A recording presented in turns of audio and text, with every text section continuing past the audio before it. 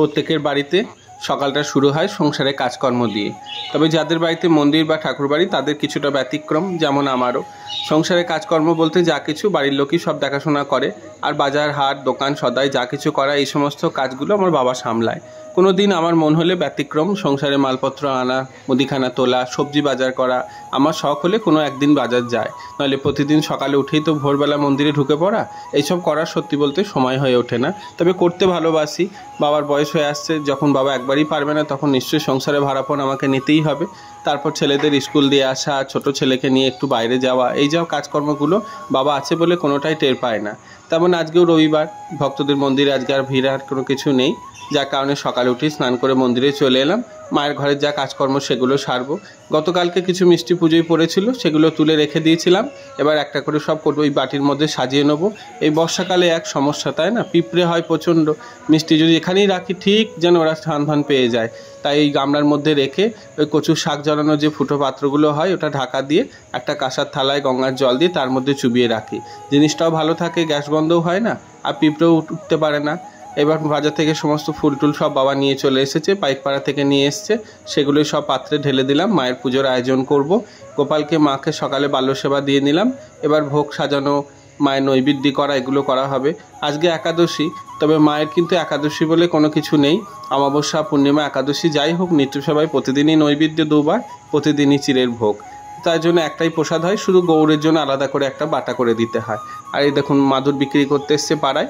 আমাদের ওপরে ঘরে বিছনায় যেগুলো আছে ছেলেরা উঠে প্রচণ্ড ধস খায়, যার কারণে এখন আজকে মাদুরালা রাস্তা দিয়ে যাচ্ছিল। আমার খুব ভালো লাগে পাড়া থেকে এরকম টুকটাক জিনিস কিনতে, তাই ওনাকে নামালাম। এখন এত দাম হয়েছে, দুটো মাদুরের দাম 500 টাকা। অনেক অনুরোধ করার পর 350 টাকায় দুটো মাদুর দিয়েছে। এই রেখে দেওয়া হলো, পরে কাজ করা যাবে।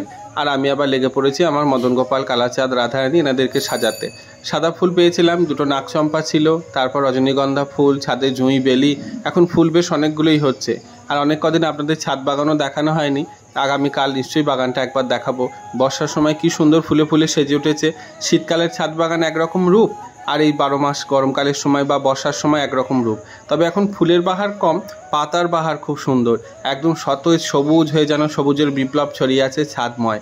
বাবা একটু বকাবকি করে, ছাদে জল বসার ভয়, তবে আমি তো পরিচর্যা করি, নিজেই পারি। যারা আমার কাছে আসে তাদেরকে দিয়ে ছাদ পরিষ্কার করে ঝাড় দিয়ে পরিপাটি করে রেখে দিই।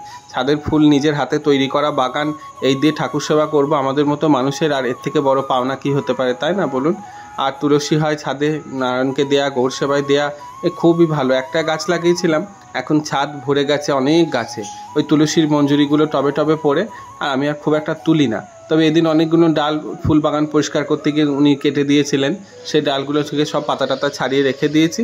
কদিন বেশ এখন সেবা হবে, আর তুলসীর চিন্তা করতে হবে না। সকালে তো পুজোয় বসে প্রতিকারে দেওয়ার তাড়া লেগে যায়, রবিবার হলে সেটাই ব্যতিক্রম। আজকে মন ভরে মাকে সাজাচ্ছি। রং বেরঙের ফুল যা পেয়েছি, মায়ের সামনে যে পদ্ম ডিজাইনটা করা আছে ওইখানটা করে সাজিয়ে সাদা ফুল দিলে খুব দেখতে ভালো লাগে। তবে ফ্যান চালালে হবে না, পাখা চালালেই সব উড়ে গিয়ে আবার ঘরের মেঝেই পড়বে, আর দেখতে ভালো লাগবে না। আজকে যা বাবা ফুল নিয়ে এলো পাইকপাড়া থেকে, মালা আজকে আর দেয়নি, হয়তো পাইনি বেশি ফুল। তাই যে কটা ফুল পেয়েছি আমার আজকে মাকে আমি নিজে হাতে একটা মালা করে দেবো। আগে প্রতিদিন মালা গাঁথতাম, তবে এখন তার সময় হয় না। সকালে উঠেই তো দেখেন কত তাড়াহুড়ো লাগে, ভক্তরা চলে আসে। আজকে মায়ের জন্য এই মালাটা গেঁথেছি, মাকে এখন পরাবো। আমার শিলামূর্তিতেই প্রথম মায়ের পুজো, তারপর পরে প্রতিমা আসে, যার জন্য মায়েরকে নিয়ে যা কিছু অনুষ্ঠান, স্নান করানো, সিঁদুর পরানো, যা কিছু পরিচর্যা করা সব ওই শিলামূর্তিতেই আমার আগে। তবে শিলামূর্তি তো আর কাপড় পরানো হয় না, চেলি কাপড় আচ্ছাদন করা থাকে। আজকে দেখুন রাধারানী, মদন গোপাল, কালাচাঁদ, মা দিদি ঠাকুরুন, শীতলা সবাই কত সুন্দর সেজেছে। আর এই মাকে শাড়িটা পরাতে গিয়ে 2-3বারেও মা যেন ভালো করে পরছিলেন না, কিন্তু পরার পর দেখছি বেশ খুব ভালোই লাগছে। কৃষ্ণনগর থেকে একজন দিয়েছিলেন, এক ভক্ত, যেদিন দিতে এসেছিলেন আমার সঙ্গে সেদিন দেখা হয়নি। তো সেদিন ইউটিউবে লাইভ করার সময় উনি বলেছিলেন ওনার শাড়িটা যেন আমি পরাই। আমার মনে হয় নিশ্চয়ই উনি ভিডিওটা দেখেছেন, মাকে এই শাড়িটা পরানো হয়েছে। আর এই যে মায়ের বাটা নৈবেদ্য সব সাজানো হয়ে গেছে। এবার এগুলো আমি পুজোয় বসবো, ধূপ বাতি সব ধরিয়ে নেবো। আজকে পুজো হয়ে যাওয়ার পর ধূপ বাতি সব নামিয়ে দেবো, পিসি এগুলো সব মেজে নেবে। একটু অপরিষ্কারও হয়েছে, আর রোজ রোজ সেবা তো বার না পেলে নামানোও হয় না, কারণ একটাই পঞ্চপ্রদীপ বা ধূপদানি যদি আজকেই নামিয়ে দিই আবার সন্ধ্যাবেলা আবার লাগবে। তো মায়ের নিত্য সেবা পুজো হলো। আজকে আমার পাগলা ভোলা খেপেছে ছোটোটা, মন্দিরের দাওয়ায় বসে এত গড়াগড়ি দিয়ে কাঁদছে। এখন দাদা বাইরে গেছে খেলা করতে, ও বেরোবে। কোনো রকম ভুলিয়ে ভালিয়ে এটা ওটা বলে দোকান পাঠাবো, বেলুন কিনতে যাবে। এখন ডেকেছি 10টা টাকা দেবো, দাদাকে সঙ্গে করে নিয়ে দোকান যাবে 1 প্যাকেট বেলুন কিনতে। আমি একবার এদিকে আসছে একবার ওদিকে যাচ্ছে তো ওদিকে আসছে, 10 টাকা দিলাম।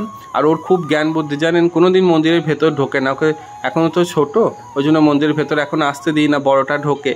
তা ও তো ঢোকে না, ওরও মন দাদার সঙ্গে ও ঢুকবে, একটু বড় হোক তারপর নিশ্চয়ই ঢোকাবো। মার পুজো হয়ে প্রসাদের বাটাগুলো সব বাইরে বের করে দিলাম, প্রসাদ গুছিয়ে নিয়ে এবার ঘরে নিয়ে গিয়ে একটু প্রসাদ খেয়ে জল খাবো।